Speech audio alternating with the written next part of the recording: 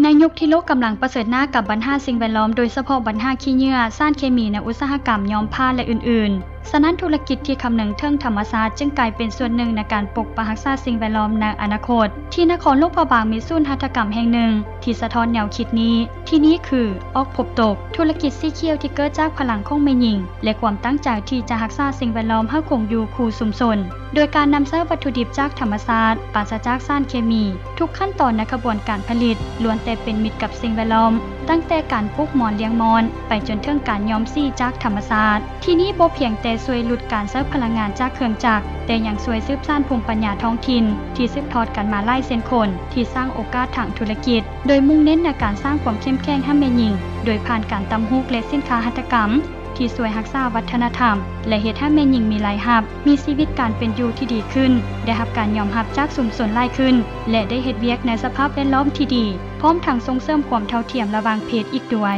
เรา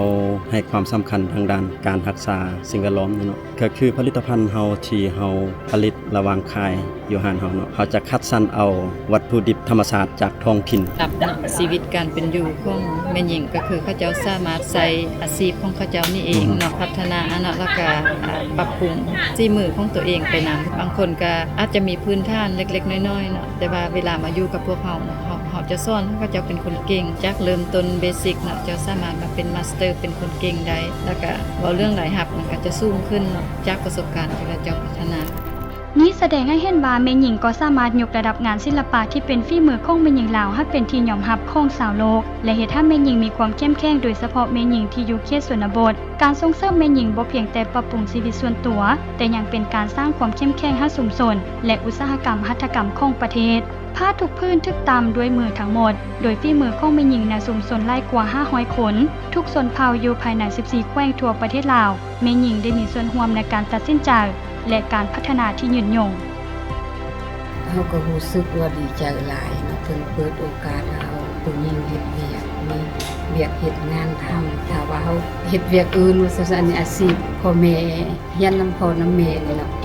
ก็เฮ็ดมาแต่น้อยเพิ่นแหละตัวนี้น่ะก็รู้สึกดีใจหลายภูมิใจหลาย